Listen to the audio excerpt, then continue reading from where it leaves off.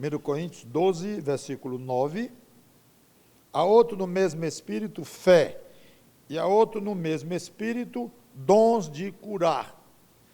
Já comentamos, inclusive, que esse plural mostra que havia uma variedade grande em que o dom da cura era exercitado, levando até a um plural aqui de dons de curar, como se fossem, a variedade fosse muito grande, mas realmente é um dom que levava o crente a efetivar uma cura partindo de Deus. Então, nós vimos vários casos na última pregação, vários casos na época em que esses dons eram praticados e foram, e terminei dizendo que queria fazer duas observações. Uma eu já fiz no final da pregação, que é, nem todos tinham esse dom. Além de Jesus, os apóstolos e discípulos proeminentes, poucos deveriam ter esse dom, uma vez que, conforme mostrei, a posse desses dons era algo muito forte, indicando um ministério. Basta dizer que Jesus Cristo foi o primeiro que foi dito, que ele curava, mostrando como um sinal de que ele vinha de Deus, de que ele era o enviado de Deus, o Filho de Deus. Então, foi usado como uma forma de, não sei se provar, mas uma indicação forte de que ali estava o Filho de Deus. Depois vieram os apóstolos, indicando que eram especialistas dos 12 ali que estiveram com Cristo. Depois discípulos proeminentes, como Paulo, que na realidade podemos chamar de apóstolo, como de fato era, e outros também. Então, não devia ser algo generalizado, em que os crentes daquela época saíam curando uns aos outros. Não é absolutamente esta a ideia. A segunda observação, que agora eu quero, então, continuar, é que os que tinham o dom não utilizavam para curar qualquer tipo de doença em qualquer situação. Quando eu digo não utilizavam, talvez, poderia até dizer, eles não poderiam utilizar, não tinham poder para sair curando todo e qualquer tipo de doença que encontrasse. Poderia dizer, não digo porque eu não posso ter certeza disso. O que eu posso ter certeza é que nós podemos ter certeza que pessoas que eram referidas como tendo o dom de cura, não curaram em muitas situações. Não curaram por quê? Essa resposta não podemos afirmar. Eles até que queriam, mas não tinham, naquele momento não receberam o poder do alto para curar. Ou então ele tinha poder do alto contínuo para curar, mas o Espírito Santo não o movia ali. Não sabemos. Esse aspecto nós não sabemos, a explicação disso nem importa. O nosso propósito aqui era só mostrar que muitos não usavam. Alguns acham, inclusive, e tem sentido, que esse poder de cura e de milagres e tudo, ele foi diminuindo à medida que o Novo Testamento ia sendo completado e que as epístolas mais posteriores de Paulo, 1º e 2º Timóteo, já fala, nós vamos ver aqui, que Paulo já não curando algumas situações. Interessante isso. Então, são indicações, não podemos provar. O que nós realmente nos propomos a afirmar de uma maneira, vamos dizer, firme, como já expliquei, é que nós entendemos que realmente os dons cessaram, sobrenaturais, cessaram depois que o Novo Testamento ficou completo. Isso nós já sabemos. Já sabemos que é assim que nós pensamos. Mas essa prática desses dons sobrenaturais ao longo do primeiro século, até o finalzinho, quando João encerrou o cânon escrevendo Apocalipse, essa gradação ela é indicativa e não deixa de ser bem sugestiva. Seja como for, olha aqui. Gálatas capítulo 4, versículos 13 a 15. Não sei se você já tinha percebido isso. Gálatas 4, versículos 13 a 15. E vós sabeis que vos preguei o evangelho a primeira vez por causa de uma enfermidade física. Opa! O próprio Paulo doente. E, posto que a minha enfermidade na carne vos foi uma tentação, sabemos exatamente para quê, para desprezá-lo, odiá-lo, não sabemos, ter uma aversão a ele. O fato é que foi uma tentação, contudo, não me revelastes desprezo nem desgosto. Aí talvez tenha a explicação da tentação. Antes, ou seja, ao contrário, me recebestes como anjo de Deus, como o próprio Cristo Jesus. Que é feito, pois, da vossa exultação? Pois vos dou testemunho de que, se possível fora, teríeis arrancado os próprios olhos para nos dar. Então, a doença dele eram os olhos, nesse contexto. Podia ter outras, mas ele sofria dos olhos. E o dom de cura, Paulo? Por que você não se autocurou? Isso aí é apenas uma observação, como eu estou dizendo. Que não era uma coisa generalizada, como se pode pensar, e que saía curando tudo e todos. Não era. É só isso. Eu não estou criticando, nem desconfiando. Não. Aquele não se curou, não se curou. Se ele tinha o poder, não sei, para se autocurar. Se ele tinha o poder, mas não tinha autorização do Espírito Santo, não sei. 6 e 11, passa a página.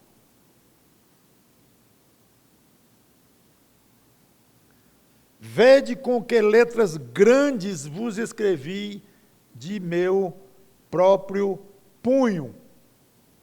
Ou seja, por que ele escrevia com letras grandes? Porque não enxergava bem. Tinha problema nos olhos e assim ficou, tudo indica. Não parou essa experiência de Paulo não curar a si mesmo. 2 Coríntios, capítulo 12.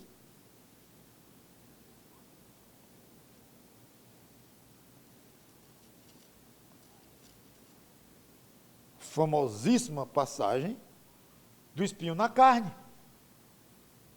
E para que não me ensoberbecesse com a grandeza das revelações, a experiência que ele foi até o céu, o terceiro céu e tal, foi-me posto um espinho na carne, mensageiro de Satanás, para me esbofetear, a fim de que não me exalte. Por causa disso, 3 vezes pedi ao Senhor que o afastasse de mim. Então ele me disse, a minha graça te basta, porque o poder se aperfeiçoa na fraqueza. De boa vontade, pois, mais me gloriarei nas fraquezas, para que sobre mim repouse o poder de Cristo. Pelo que eu sinto prazer nas fraquezas, nas injúrias e tal e tal. Muitos acham, não podemos provar, que esse espinho na carne era uma fraqueza física de Paulo. Alguns dizem quase óbvio. Os olhos, não tão óbvio, porque essa aqui foi uma novidade que Deus permitiu o diabo fazer em Paulo depois dessa experiência dele em ir ao terceiro céu. Ele não tinha isso antes. Para ele não se ensoberbecer, foi dado a ele um espinho na carne. Então, alguns acham que era alguma epilepsia, convulsões. A lista é enorme de sugestões, outros depressão, outros isso, aquilo, mas não sabemos. A maioria acha que era algum tipo de problema físico, né, porque fala na carne, um espinho na carne. E muitas vezes carne pode significar corpo, pode significar também algo não corporal, mas a nossa pecaminosidade e tal. Mas ele não diria carne nesse sentido, nesse contexto. Então, muito provavelmente, é alguma coisa física que estava muito ruim, incomodando muito Paulo. E ele pediu não uma, não duas, mas 3 vezes a Deus diretamente. E Deus respondeu diretamente, não. Segundo exemplo. Filipenses capítulo 2, versículo 7, Paulo estava preso e tinha um irmão lá com ele, lá de Filipos, chamado Epafrodito, que Paulo acabou mandando Epafrodito ir para Filipos, de volta, e remeteu ele para os irmãos. Eles tinham mandado Epafrodito ajudar Paulo e tal. Então, aqui em Filipenses 2 e 27, Paulo conta que Epafrodito adoeceu e quase morreu, enquanto estava com ele lá em Roma. Ele tinha saudade de todos vós, versículo 26. Estava angustiado, porque ouvistes que adoeceu. Com efeito, quer dizer, de fato, adoeceu mortalmente. Deus, porém, se compadeceu dele, e não somente dele, mas também de mim, para que eu não tivesse tristeza sobre tristeza. Epafrodito estava ao lado de Paulo. Ele tinha sido enviado para ajudar Paulo, que estava preso. Um auxiliar importantíssimo para Paulo, naquele contexto. Aí ele adoece. Vamos curá-lo.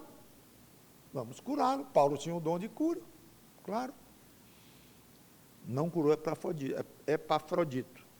Deixa eu dizer bem claro, não há indicação que ele curou. Prove que no fim não foi Paulo que resolveu curá-lo e pronto. Não podemos prová-lo. Mas pelo jeito aqui, Paulo estava angustiado que ele ia morrer. E Paulo ia ficar sem o seu grande auxiliador, enviado pela igreja de Filipos para ajudá-lo. Então é quase evidente que Paulo aqui estava acompanhando e tudo, e não pôde fazer nada a não ser aguardar o que Deus iria fazer. Tudo indica aqui. 2 Timóteo, capítulo 4, versículo 20.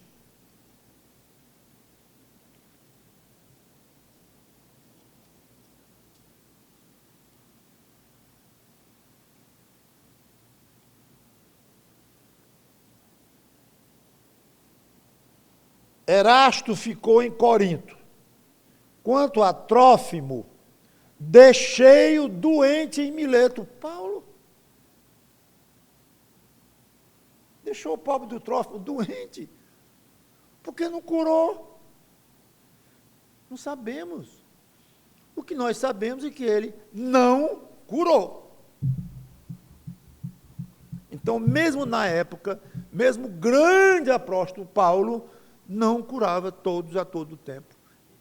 Inclusive pessoas de altíssima importância para ele próprio. Então, qualquer referência que nós ouvimos hoje sobre curas, e no sentido, não sei se eu posso dizer pejorativo, mas barato, chega a dar agonia, da náusea. Igreja tal, curas terças e quintas às 19 horas. Que pode um negócio desse? O que isso tem a ver com o Novo Testamento, gente? O que isso tem a ver com o que nós estamos aqui e querem convencer, porque querem que isso é um dom de Deus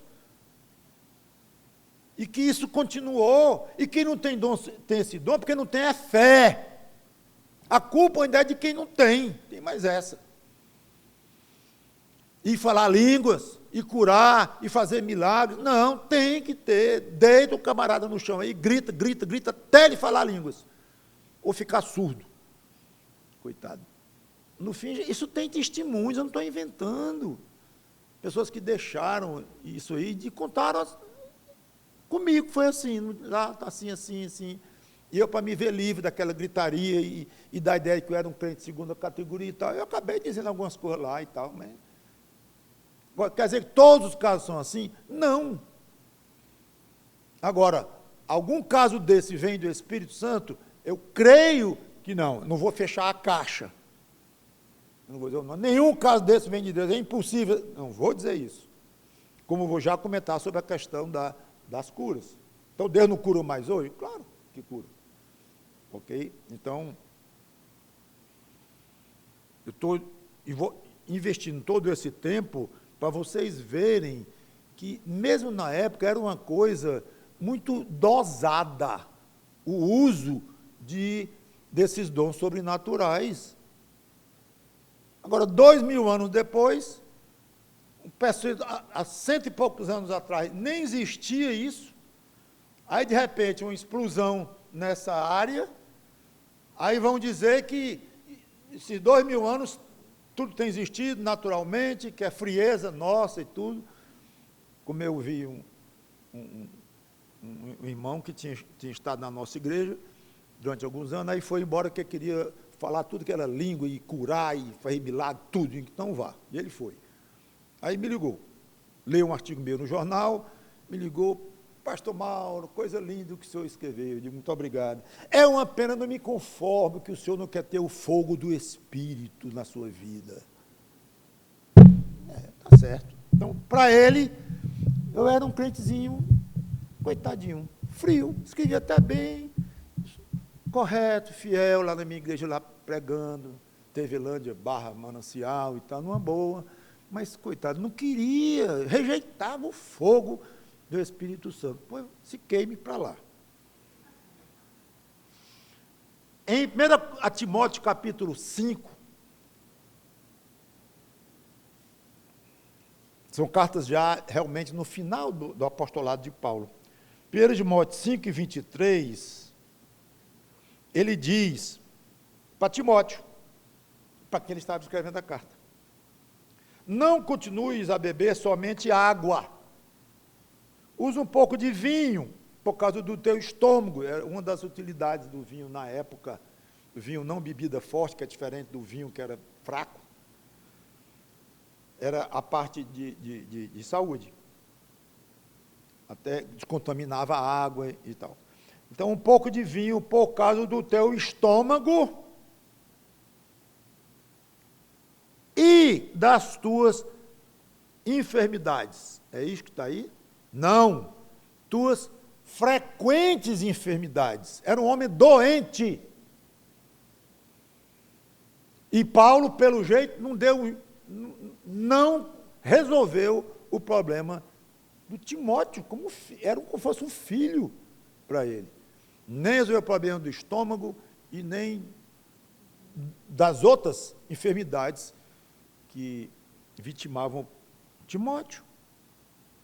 Muito bem. Então, continuando. O propósito desse dom, que eu já tenho dito, não tem jeito de não repetir algumas coisas, porque estou falando de dom em dom, e algumas coisas já falei generalizando para todos os dons, confirmar que Deus estava fazendo aquela obra, ou seja, inaugurando a igreja.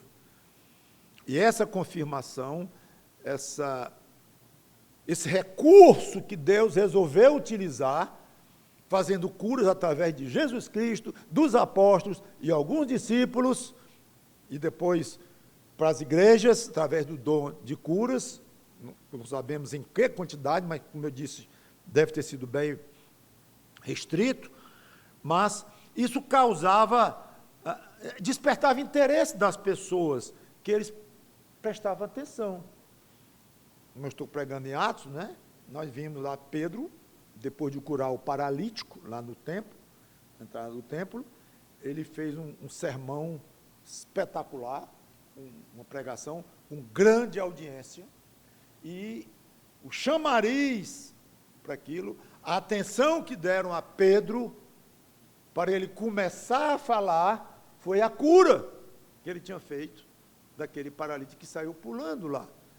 Então, era uma forma de mostrar um poder muito grande, e as pessoas ficavam admiradas ali, e ele então entrava. E quando ele entrava, era a pregação do Evangelho. Não era a pregação de que tudo pode melhorar para você nesta vida. Troca o seu jumento, que já está bem velhinho, compra um novo, se você se converter a Jesus Cristo. Deus vai lhe dar 3 jumentos, hoje vai dar um carrão. Essa ideia de de coisas sobrenaturais misturadas com presentes de Deus. Tudo é meio bolado isso. E que agrade a Deus e que você vai ver curas na sua vida, milagres na sua vida, vai ver coisas materiais se multiplicando na sua vida, um falso evangelho. Então, Pedro fazia um milagre espetacular, aí pregava o evangelho, como nós pregamos hoje, igualzinho. Não falou lá para ninguém sair curado. E ele curou muita gente, lembra? Que, ao ponto de que ele tocava nas pessoas, era a sombra dele. Um era Paulo, outro era Pedro. A sombra, eu acho que Pedro era a sombra dele. E Paulo tocava nas vestes dele. Ou alguma coisa que ele tinha usado. Ou seja, curou muita gente, mas não era associado com a salvação em Cristo, o evangelho propriamente dito. Então não há evidências de que esses dons de cura ainda existem hoje, que passou esta época de Deus confirmar de maneira miraculosa a doutrina oralmente transmitida, quando não havia doutrina escrita. Isso é de uma importância tremenda. É aquele negócio, né, que é um dado. A gente já fica tão acostumado com a Bíblia, que é difícil imaginar. Tira a Bíblia da sua vida. Imagine, tira a Bíblia. Como ela foi tirado em muitos países que perseguem tudo, comunistas, tudo. Não tem Bíblia, é proibido Bíblia. Aí tem aquelas histórias bonitas, lindas, né? Contrabandistas de Bíblia e tudo mais, espetaculares. Mas não tem Bíblia. Imagine sem Bíblia. Como é que ia ser? Como é que eu chegar aqui e dizer, isso é a palavra de Deus?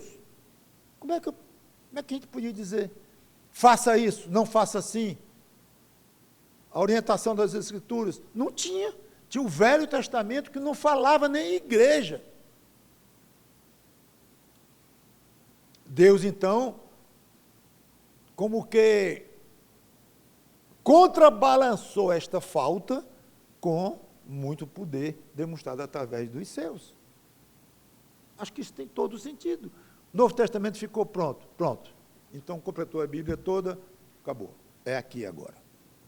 Não precisa mais curar ninguém para mostrar isso, nem nada. Não precisa mais. Para isso, não precisa mais. Para isso, fazer sinais e obras miraculosas e tudo mais. Então, infelizmente, podemos dizer que Deus hoje não cura mais de forma sobrenatural, correto? Erradíssimo. Claro que Deus cura de maneira sobrenatural hoje, mas é de uma forma, um meio totalmente diferente do que utilizando apóstolos, discípulos como meio.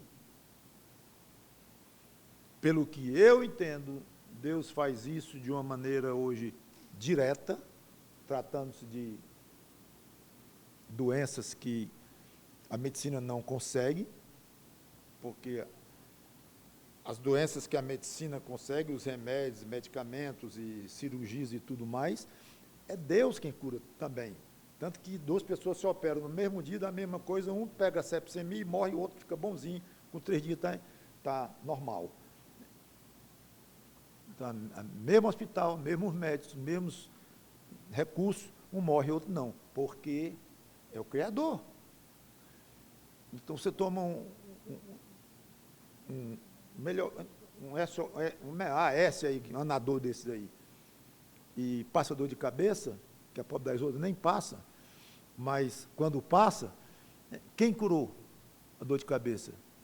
Não, foi o AS, não, foi Deus, através do AS, que é feito de coisas, de elementos químicos, da química e tal, que descobriram e encontraram, viram de uma maneira até empírica que aquilo serve para isso, aquilo serve para aquilo, vai descobrindo.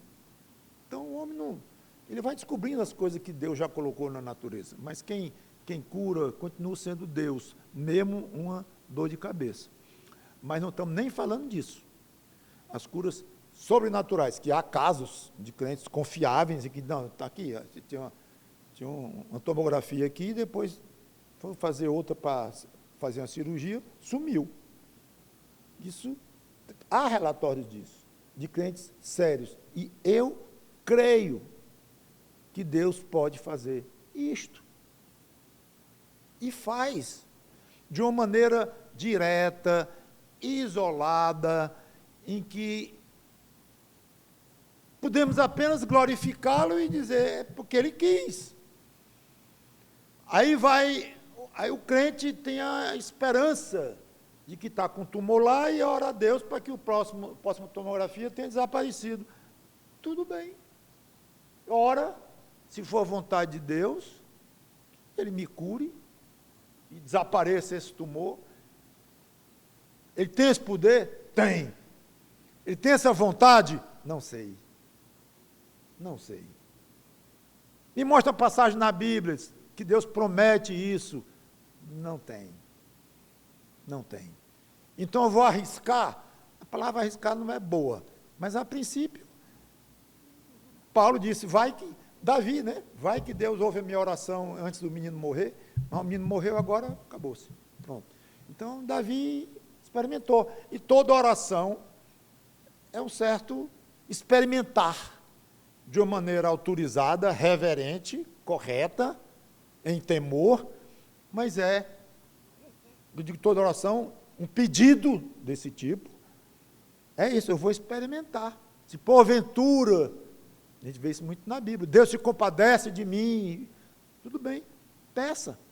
Agora, o que não é razoável é o crente dar um valor exagerado a esse tipo de testemunhos de curas sobrenaturais que Deus fez, e que alguém de bom testemunho e tudo testifica, é ficar muito em cima disto e querer construir em cima disso alguma coisa que a Bíblia não autoriza. O que o irmão comeu antes da tomografia que não deu mais nada?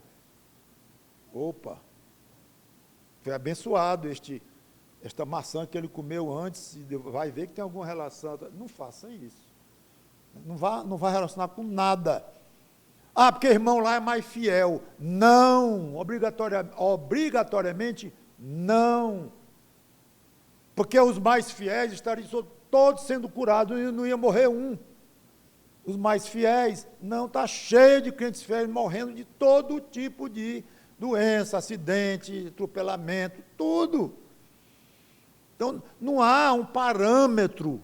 Se você quer uma cura na sua vida, pode desejar de uma maneira cuidadosa, pede a Deus de uma maneira cuidadosa, e não crie expectativa de uma maneira perigosa, porque quando a expectativa é muito alta e Deus não faz, a pessoa se decepciona com Deus, e Deus não tem, vamos dizer, não tem culpa nenhuma nisso, ele não disse que ia curar a pessoa nem nada, mas você achou que ia, que curou fulano, que é um crente muito mais fraquinho do que você.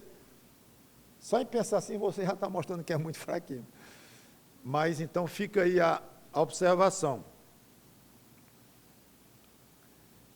Contraste com grandes grupos daquela época, né? Grandes grupos, digo, com vários crentes, não sei a quantidade, não sei o percentual, mas com vários crentes fazendo curas, e eu acho que ele faz isso de uma maneira direta, sem a intermediação, porque era a intermediação das pessoas. Ele curava, Pedro curou a intermediação. Embora quem ora por a cura de uma maneira, está intermediando diante de Deus, mas não é isso que eu estou colocando. Então, eu quero encerrar.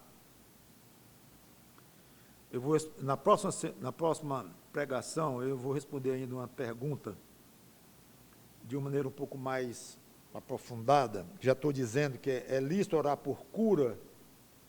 Sim. Mas temos alguma orientação do Novo Testamento quanto a essa questão de cura? Temos. Valiosa, muito valiosa. Eu não vou ler, mas se quiser estudar em casa, se preparar para a próxima pregação, está em Tiago 5, 14 a 16. E nós vamos tirar toda a próxima meditação em cima deste texto aqui, que aí sim é Novo Testamento puro, e aí vai nos dar diretrizes para como tratar deste assunto. Tem um irmão doente, bem doente, na casa dele ou no hospital. Tudo bem, então vamos lá e vamos curá-lo, através do Espírito Santo curar, vamos orar para Deus nos dar o dom da cura para curar e tal. É exatamente isso? Vamos ver como é que a gente deve fazer. E, ao mesmo tempo, lembrando, há muitas pessoas, sim, curando de uma maneira sobrenatural e fazendo cirurgias pelo poder do diabo. Há muitos. Então, histórias aí de todo jeito, de algumas curas espirituais que os médios fazem tudo aí. Eu não tenho problema nenhum em aceitar que grande parte dali pode ser verdade, pode ser fato, porque o diabo é poderoso, ele faz milagres falsos para confundir. Os magos do Egito fizeram muitos milagres falsos, concorrendo ali com o grande Moisés, diretamente da mão de Deus. Então, há isto, há. E aí os irmãos carismáticos, certamente sem esta intenção, eu imagino, contribuem, querendo ou não, pensando ou não, mas contribuem para esse tipo de prática, porque acaba se confundindo um pouco uma coisa com a outra. Então, é melhor deixa a nossa vida cristã, pregando o Evangelho, vivendo como a Bíblia nos manda, e essas questões sobrenaturais, vamos deixar com Deus, crendo que Ele pode fazer, e ao mesmo tempo, crendo que Ele pode não fazer, e é bom do mesmo jeito, porque Ele quer o melhor para nós, curando ou não curando. Então, eu acho, fica assim um pouco triste quando eu vejo assim, Deus é muito bom. Eu disse, é mesmo, por quê? Porque Ele curou minha mãe. Quer dizer que se sua mãezinha não tivesse sido curada, Deus não era bom? Não, eu não quis dizer isso, e tá, tudo bem, mas você está ressaltando. E tem crente que faz isso a vida todinha. Deus é muito bom, porque Ele aumentou, meu patrão aumentou o meu salário. E se ele tivesse lhe demitido injustamente, Deus não era bom?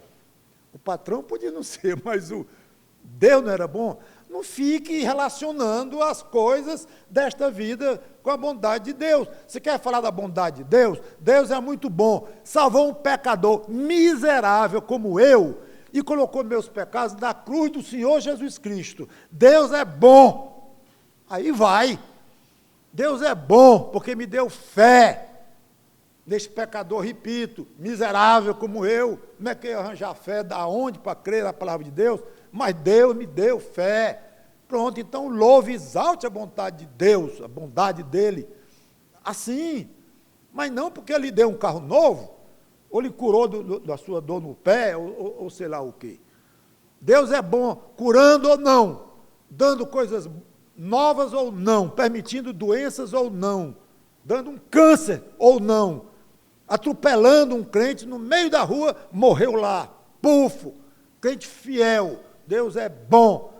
Sim, bom com ele, que foi para o céu, mas pobre da viúva, que ficou com 6 filhos chorando, bom. Eu não entendo como é que... Bom, você entendeu? Deus é bom. Agora a gente tem que ter bom senso. Vai chegar na casa desta viúva, de noite, dizer, minha irmã, Deus levou sua mãe, Deus é bom, né? É correto teologicamente, mas tem a questão do bom senso, de você saber colocar em tudo, é óbvio, mas que a rigor Deus é bom, e ela sendo uma crente mesmo, ela diria, Deus é bom, está muito ruim ser o meu marido, não sei como é que eu vou aguentar esses 6 meninos, tomar conta deles tudinho, eu não posso imaginar como é que vai ser, mas Deus é bom. Vamos orar. Obrigado, Senhor Deus, bom, como Tu és, pela Tua bondade, Tua maravilha.